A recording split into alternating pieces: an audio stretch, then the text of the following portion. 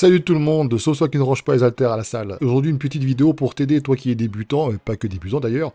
Je vais reprendre en fait le TikTok d'un débutant en musculation, Talmo, qui est quelqu'un qui est reconnu comme étant un joueur de Fortnite. Et ça c'est intéressant parce qu'en fait il représente finalement ce qu'on peut voir dans les salles de musculation et ce que je peux voir aussi en coaching, à savoir des gars qui sont passionnés, qui ont quand même fait des efforts de recherche, qui veulent faire les choses correctement, mais qui parfois pêchent un petit peu par manque de technique, etc. Et moi l'idée c'est de vous donner des petits conseils par rapport au mouvement qu'il fait. En fait, en gros, c'est comme si j'étais à côté de lui pour le conseiller et le corriger. L'idée, c'est pas non plus de faire une vidéo ultra détaillée, précise pour vous embrouiller. C'est essayer d'apporter une petite contribution qui soit pertinente pour l'aider à faire les choses correctement, comme si je l'avais en coaching finalement, et ça pourrait vous profiter. Donc, n'hésitez pas à regarder cette vidéo et à prendre ici et là quelques connaissances. Le problème, c'est qu'on ne sait pas exactement son programme. On pourrait très bien lui dire de contrôler, de faire ceci, de cela. C'est des extraits de vidéos qu'il met. Donc, on va vraiment se concentrer sur la technique, sur vraiment des choses qui sautent aux yeux en fait pour pouvoir l'aider. Dans ce genre d'exercice, effectivement, on travaille plutôt en essayant de contracter un maximum le muscle et en retenant le plus possible aussi la descente. Il peut très bien faire ça au début, puis à la fin, quand il commence à manquer un petit peu de force, il peut ensuite enchaîner avec des mouvements explosifs. Là, on remarque quelque chose quand même qui est intéressant, directement. L'alignement du pied, tu vois, c'est pas pareil. Enfin, faites attention à ça. Pareil, le boudin, j'ai l'impression qu'il est un peu plus haut. Vraiment, mettez-le au niveau du pied, hein, de façon à ce que ça vous maintienne bien. Sinon, ça va glisser comme ça, c'est un peu chiant.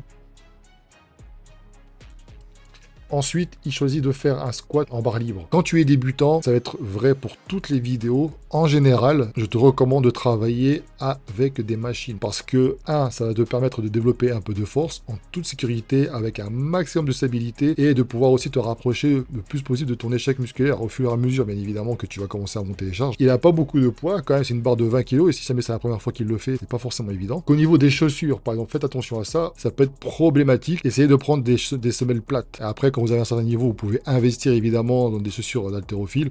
Vous pouvez aussi vous mettre pieds nus, pourquoi pas. Quand vous faites du squat, la prise, ne pétez pas ça sur la nuque, la barre là. Il faut la descendre vraiment à ce niveau-là, au niveau des omoplates. Avant de commencer votre mouvement, vous êtes ici, prenez la barre donc au niveau des omoplates et vous verrouillez le dos. Vous voyez ce mouvement-là, clac, et le dos ne bouge plus. Vous gainez tout ça et ça ne bouge plus.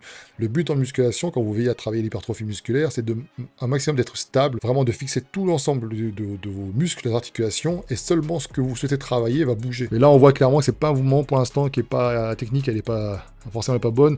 Il penche le dos en avant en premier, il met les fesses en arrière, il manque de mobilité au niveau de justement des chevilles, et en plus la barre c'est en arrière comme ceci, alors qu'il devrait être plus comme cela. C'est un mouvement franchement que je vous recommande pas quand vous débutez. En plus, on voit bien aussi qu'il est en déséquilibre. Vous voyez, il a un côté qui est en déséquilibre par rapport à l'autre. Mais s'il continue comme ça à faire ce mouvement de musculation et avec cette même technique, avec ce même problème de déséquilibre, etc., potentiellement, il va pouvoir avoir des troubles. En fait, il va avoir des problèmes, une blessure ou quoi. Donc, sincèrement, je le recommanderais de plutôt passer sur du hack squat. Ou alors, s'il a une baisse squat à la salle, c'est encore mieux. Ça va préserver en plus le dos. Alors là, c'est un excellent exercice quand on le fait correctement. En fait, ces pieds d'appui sont trop serrés, c'est étroit. Au niveau d'équilibre, tu vois, il a du mal un petit peu à balancer. Donc, essayez de prendre un petit peu une largeur d'épaule. Essayez de bien vous stabiliser. En plus, ton genou, tu vois, descend, il est de travers. On voit que le genou, en plus, il part vers l'extérieur comme ça. Plus les haltères, vous voyez, il faut, comme tout à l'heure, il faut tout verrouiller. Ça ne bouge pas. Pas que les bras se balancent. Voilà, alors là c'est flagrant aussi quand il est de profil, ça c'est cool parce qu'il propose plusieurs angles. Pareil, au niveau de la descente, au niveau des pieds d'appui, c'est pas bon parce qu'il est trop rapproché du banc. Donc là en fait, idéalement ce qu'il faut faire, c'est très simple. Quand vous êtes assis sur le banc, vous tendez votre jambe, la jambe qui va servir, la jambe qui est à l'avant, là vous la tendez, vous la posez, ça va être votre pied d'appui. Et ensuite vous mettez votre pied au niveau du banc, qui soit stable le plus possible, et vous essayez de descendre droit. Comme ça, en fait, vous allez travailler vraiment le quadriceps. Si vous travaillez le fessier, ça sera effectivement une bascule qui sera vers l'arrière. Dans votre programme de musculation, il faut que ce soit aussi cohérent. Ça sert à rien quand vous débutez de faire 36 exercices. Contrairement à ce que beaucoup vous disent, si jamais vous faites correctement, par exemple, un exercice lourd, il y a très peu de chances qu'à la fin, vous ayez encore de la place, de l'énergie pour travailler en lourd sur un autre exercice. En l'occurrence, ici, ce qui est intéressant quand même, c'est qu'il a travaillé tout à l'heure avec une barre libre. On considère qu'il n'a plus assez de jus et qu'à la fin, il travaille sur un exercice, on va dire, sur une machine qui va pouvoir l'aider à travailler en toute sécurité. Alors moi, il aurait dû commencer par ça pour moi. En plus, c'est une excellente machine. En gros, ce que je veux vous faire comprendre par là, c'est qu'en plus de la technique qui prend l'exercice, ça sert à rien. Faites vraiment 2 exercices, 3 exercices pour un groupe musculaire, ça suffit largement. Quand on est débutant, on considère qu'il faut peut-être une dizaine de séries par muscle par semaine. Plus tu prends de la bouteille et plus tu vas augmenter jusqu'à pourquoi pas 20 séries pour un muscle dans la semaine. Ok, là tu peux changer d'exercice, etc. Machin. Pour moi en tout cas, je conseillerais plutôt de faire des exercices peu nombreux, mais les faire correctement, chercher à prendre de la force. Par exemple, ici, pour une séance de cuisse, donc en l'occurrence, tu travailles vraiment la partie antérieure de tes jambes, eh bien, une presse à cuisse, un leg extension, pourquoi pas ensuite travailler aussi les mollets, voilà, c'est intéressant. Et logiquement, ça suffit pour l'instant. Donc très très bien déjà de prendre une barre au Z. Sincèrement, pourquoi on prend la barre au Z? Regarde, quand son bras, il est déplié, je vais essayer de m'arrêter au bon moment.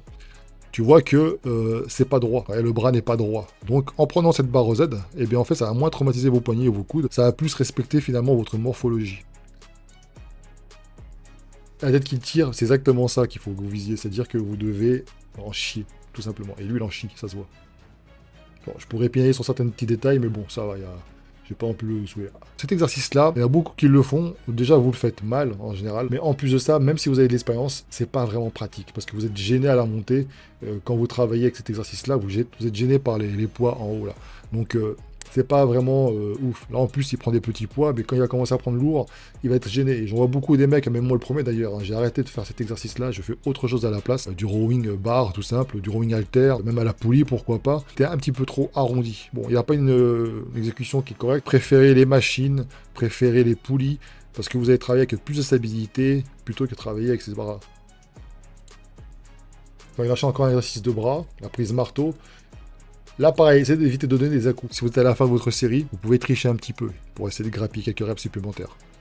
Donc là, c'est pareil, il passe en rowing sur un banc. Quand vous avez un point fort biceps, par exemple, vous pouvez travailler effectivement, pourquoi pas, dos, biceps. Si c'est pas forcément un point fort, je vous conseillerais de plutôt travailler dos, triceps, par exemple, si vous voulez faire les bras. Parce que le problème, c'est qu'il va se fatiguer les biceps avec ces exercices, forcément, et ça va impacter aussi sur le dos. Alors son but à lui, c'est de développer l'ensemble de son corps, notamment son dos, et le dos demande, pour se développer, de se trouver de plus en plus lourd, de tirer de plus en plus lourd. Donc vous voyez là, le bas du dos là, comme ça arrondi. Bon, il faut être un peu plus, voilà, légèrement un peu plus cambré, prendre un peu plus d'espace sur ce banc. Par contre, c'est bien ce qu'il tire de façon explosif. Faut pas qu'il hésite à prendre de l'espace, hein. Il faut vraiment qu'il s'installe bien, quoi. Il a largement d'espace derrière pour pouvoir poser son genou. J'ai l'impression qu'il se disait, ah, le genou, je dois le poser qu'ici. Non, pose-le là s'il le faut. Parce qu'en plus, t'as l'air grand. Donc voilà. Mais ensuite, ce que j'aime bien, c'est qu'il va tirer, il va être un peu plus explosif, il va ralentir la descente. Et ça, c'est bien. Et encore une fois, un exercice de biceps. 3 exercices biceps. Quand tu es débutant, c'est trop. Ça, c'est pas parce que vous faites beaucoup que ça va marcher. Surtout qu'en l'occurrence, ici, vous pouvez pas avoir, par exemple, le même nombre d'exercices qu'un gros groupe musculaire comme le dos, par exemple. Bon, cette machine-là, on sent qu'il est un peu déséquilibré. Je suis pas très fan, par contre, pour les bras. Je préfère plutôt travailler à la poulie ou, pour le coup, là, avec les haltères, parce que, effectivement, trouver des bonnes machines qui soient bien alignées, c'est un peu difficile. Vous voyez ici, alors ça peut être aussi dû à sa position, mais il n'est pas rare que le bras droit et le bras gauche ne soient pas alignés pareil, parce qu'ils ont mal été montés, parce que les poulies, il y a un côté qui est plus raccourci que l'autre, etc. Donc, dans ce cas-là, ce que je fais, moi, c'est que si je travaille sur les machines, je travaille en unilatéral. Par contre, vous voyez, il y a un coude qui est proche du corps, l'autre qui est un peu éloigné, donc ça doit être son point faible, évidemment. Donc il faut qu'il essaye de travailler de la même manière des deux côtés. Et je conseillerais plutôt là de travailler en unilatéral. Alors, effectivement, il a un coude qui est plus bas que l'autre. En général, si vous avez le temps, travaillez tout le temps en unilatéral, le plus possible. C'est même pas moi qui le dis, c'est Gundy, il a parfaitement raison. Ça évite les problèmes de déséquilibre et les blessures, etc.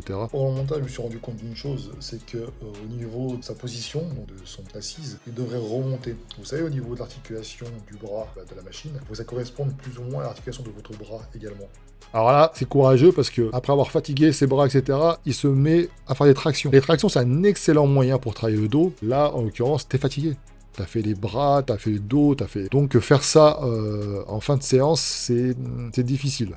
C'est difficile. Et vous voyez qu'il galère. Et je suis sûr qu'il ferait ça au début et enchaînerait un peu plus. Alors j'ai fait une vidéo sur la chaîne, vous pouvez retrouver comment réussir à faire vos premières tractions, donc n'hésitez pas à aller la voir. Allez, dernière vidéo, comme ça en fait grâce à lui on va pouvoir avoir un maximum de mouvements. Développer couché. Alors à la barre, il y en a plein qui font ça. Et je vous vois arriver dans les salles, parce que vous vous dites, bon, c'est l'exercice que tout le monde fait, etc. Et ça donne des bons résultats quand vous êtes fait pour ça, quand vous avez la technique, etc. Oui, le problème, c'est quand vous êtes seul, vous pouvez pas monter, en toute sécurité. Deux, très difficile ce mouvement-là, parce qu'il faut, au niveau des épaules, ça doit rester stable. La technique aussi, c'est en fait pareil, il faut vraiment que vous verrouillez tout ça, le dos, et ça ne bouge plus, vous voyez. Et puis il faut éviter d'écarter trop les coudes, trop ouverts, il faut vraiment trouver le bon angle, etc. Il faut aussi pouvoir s'aider de ses pieds correctement quand il le faut. Enfin, encore une fois, quand tu es débutant, moi, je te préfère que tu te mettes sur une machine convergente, par exemple, assise, c'est excellent. Tout ce qui est barre libre, etc. Bon, si tu kiffes, n'hésite pas, mais pour l'instant, pour gagner de la force en toute sécurité, être stable et tout, c'est pas idéal. Après, c'est pas dégueu non plus, hein, le mouvement qu'il fait. Hein. Et puis, il y va, il y va. Ensuite, il enchaîne avec un développé couché aux haltères. Bah, le mouvement non plus n'est pas dégueu. Hein. Mais tu vois, tu fais deux fois la même chose au final. Deux fois la même chose, c'est pas forcément, idéal quand tu es débutant. Ça sert à rien de faire des exercices qui se ressemblent au final. Si tu fais un développé couché aux haltères, cherche à monter tes poids avec les haltères. Et quand tu auras passé un certain niveau, si tu veux passer à la barre, pourquoi pas, ça te permet de porter plus lourd. Mais commencer par la barre et ensuite haltères, c'est pas forcément la chose que je t'aurais conseillé de faire. Ah ouais, après il enchaîne directement un développé militaire aux haltères. Alors là c'est pareil, encore une fois, comme j'ai dit toujours sur une vidéo, c'est une bonne machine, feu à la machine. Tu peux le faire aussi à la Smith Machine, à la barre. Là il y a une erreur que tout le monde fait. Tout le monde fait, c'est que vous ouvrez trop les coudes en arrière. Et vous voyez ici, là, un jour, ça peut péter. Et en fait, les coudes, il faut les mettre légèrement dans l'alignement vers l'avant, là. Au lieu d'être ouvert comme ça, mettez-vous légèrement vers l'avant. Pareil pour la descente, faites attention, mon cas, toujours pareil, il y a des déséquilibres, c'est tout à fait normal, on a un côté plus fort que l'autre. Verrouillez-moi tout sur ce dos et évitez de descendre trop bas. Hein, parce que encore une fois, si c'est lourd, un jour, ça peut vous faire mal. Là. Ça sert à rien non plus de rejoindre vos haltères en haut. Là. Certains, je les vois toucher les haltères, ça sert à rien, ça sert à que dalle. Là, ensuite, on passe au triceps. Alors ça, c'est un excellent exercice. Si tu n'as pas de douleur au niveau des coudes, c'est très bien. D'ailleurs, pour éviter ça, n'hésitez pas à basculer les coudes légèrement en arrière, hein, pas à la verticale. Comme ça mettra moins de traumatisme sur vos coudes. Commence à avoir une petite pointe ou quoi ici, c'est que le mouvement n'est pas bon, ou alors peut-être que c'est un mouvement à éviter pour vous pour l'instant. Donc il faut trouver d'autres solutions. Bah, vous pouvez travailler à la poulie, par exemple. Vous pouvez travailler voilà, différentes machines. Là, ensuite, on va travailler les élévations latérales. Alors, c'est pas dégueu, mais j'aurais tendance à les mettre légèrement un peu plus sur le côté, hein, pas trop non plus. Déjà, ça change parce qu'habituellement, les mecs, ils mettent les épaules, enfin, ils font les élévations latérales vraiment sur le côté comme ça.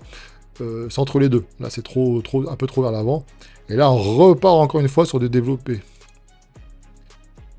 Vous voyez, donc là, c'est pareil. Tu aurais pu faire ça dès le début à la place des haltères, par exemple. Le temps pour toi de gagner de la force et après passer aux haltères. Et après, pourquoi pas à la barre. Là, en fait, c'est comme tout à l'heure, hein, c'est-à-dire qu'on fait trop d'exercices pour un seul muscle. Pour certains élèves, ça va un peu contredire ce que j'ai dit tout à l'heure, mais vraiment, c'est pour ça qu'un coaching personnalisé, c'est intéressant, parce que c'est vraiment personnalisé. Il n'y a pas vraiment de solution miracle, il n'y a pas vraiment qu'une seule école de pensée.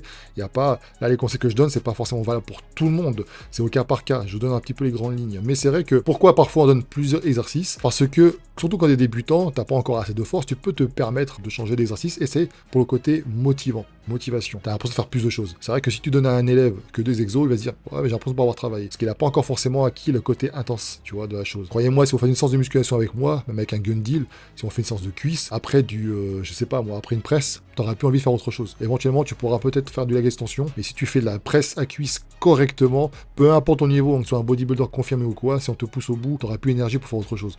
Mais quand tu es débutant, t'es pas assez fort encore, donc tu peux te le permettre. Et après, on va changer d'exercice dans la semaine, parce qu'on va travailler un groupe musculaire plusieurs fois dans la semaine, selon après si c'est un point faible ou pas, et on va changer les exercices, justement. On va varier un petit peu. Bon, en l'occurrence, tu vois, cette genre de machine-là, je trouve ça intéressant parce que ça respecte vraiment plus le mouvement naturel pour les pecs. C'est stable, tu travailles en toute sécurité, tu peux chercher à augmenter tes poids, et le temps que, tu vois, les poids sont là, le temps que tu arrives à faire tes séries avec tous les poids, tu as le temps, et tu vas pouvoir travailler par la suite, une fois que ça te paraîtra facile ici, tu pourras travailler avec les haltères, pour commencer, et ensuite, eh bien, tu pourras travailler aussi avec, pourquoi pas, avec la barre développée couché, si tu as envie. Et enchaîner des dips. Alors là, avec tout ce qu'il a fait auparavant, forcément, on en revient toujours au même problème que tout à l'heure, hein, à savoir quand il faisait des tractions à la fin, c'est pas forcément l'idéal. C'est pas forcément idéal parce que t'as plus de force, t'as plus de jus, et donc c'est un excellent exercice, mais le problème c'est que t'es cravé. Donc là, en l'occurrence, tu vois, pour cette séance-là, j'aurais plutôt fait les biceps à la place. Et j'aurais fait ça dans l'autre séance d'avant, pour le dos. Et je passerai ça au début, pas à la fin. Toi, il galère, le pauvre. Donc voilà, quelques petits conseils comme ça en live, hein, c'est pas écrit, je dis ce que je vois. N'hésite pas dans les commentaires si tu as pu voir d'autres choses pour pouvoir l'aider à s'améliorer et aider les autres aussi qui auraient les mêmes problèmes à s'améliorer. C'est toujours intéressant. Encore une fois, tout ce que je dis, ce sont des conseils liés à mon expérience, à ce que j'ai pu observer. Parfois, je passe à côté de certaines choses. Donc j'espère que cette vidéo vous aura apporté quelques petites astuces. Lui, je souhaite vraiment de continuer à persévérer comme ça parce que mine de rien, il est dans une communauté de jeux vidéo et de par sa passion, de par sa rigueur, eh bien, il va pouvoir amener d'autres personnes à s'intéresser à la musculation, ne pas rester enfermé chez eux à jouer aux jeux vidéo. Et ça, c'est intéressant. Force à lui, hein, si vous le connaissez, n'hésitez pas à lui transmettre, évidemment, peut-être qu'il y a une vidéo qui a été tournée comme ça pour l'aider. Allez, ciao.